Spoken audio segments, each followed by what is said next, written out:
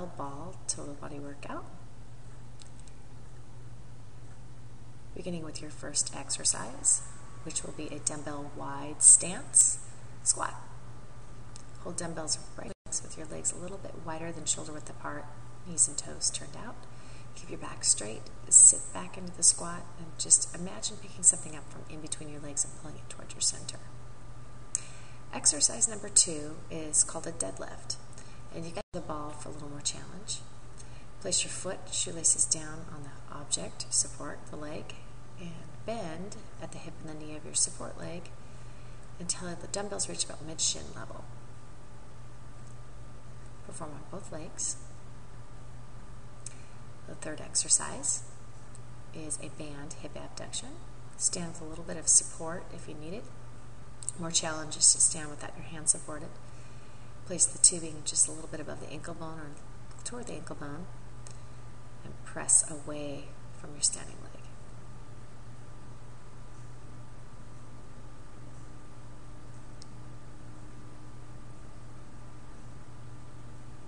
The next exercise is going to be a dumbbell bridge chest press using the ball as a bench.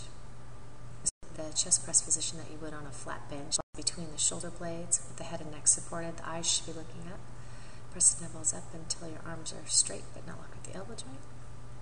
And release, come back down to about a 90-degree angle.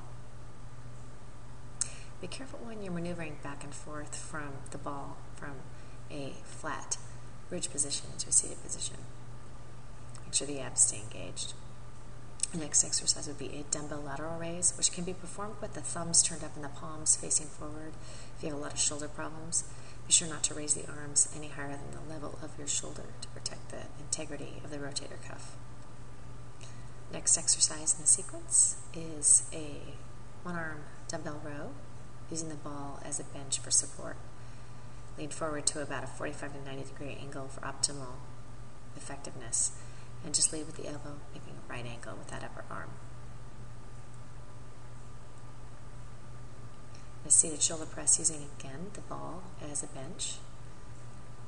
Feet a little bit closer together will provide a little more challenge for stability, about hip distance apart to start with.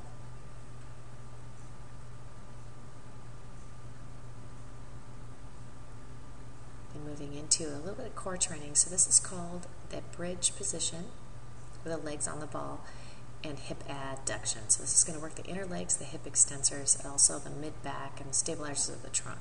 So go about half the way down the ball with your ankle bones pressing into the ball. Lift your hips up off the floor as high as you can and squeeze the ball with your inner legs at the same time. And moving into the last 2 trunk exercises here. This is a lower back should be supported right in the center. Trunk curl. Make sure that your feet are hip distance apart, underneath the knees. Bend at your waist and pull your wrists. Support your head with your hands. And keep the elbows wide. Press the navel in toward the spine for the most effective way to do the trunk curl. And last exercise here in the sequence before we move to flexibility training is the Russian twist using the ball. So lift the ball up. Place it on the floor on the outside of your hip. Twist just from your navel with your belly button pressing in towards your spine and your feet on the floor, knees bent. A little more challenge, you can actually lift the feet a couple inches off of the floor and stabilize from your lower back and through your hips. Moving into flexibility training, one leg supported on the ball, hamstring stretch. So extend the opposite leg, press the knee forward and push the heel up. And hold for about 15 to 30 seconds for each stretch. Little spine twist. This is for the lateral trunk, the outer hip. You can use the ball as a support prop tool, so you can put your arm on it and twist a little bit more with your hand supported on the ball. Moving into some seated options. So this is a hip flexor stretch. You want your shoelaces down, kind of swing your leg off to the side, lean into the ball with one cheek on and one cheek off. And just let your hand be supported on your thigh. And a side view here is going to show you. Point the toes down, press the hips forward, and this isn't shown, but you can actually add a little twist by putting your hand on the outside of the knee and twist your shoulders away from your hip flexor.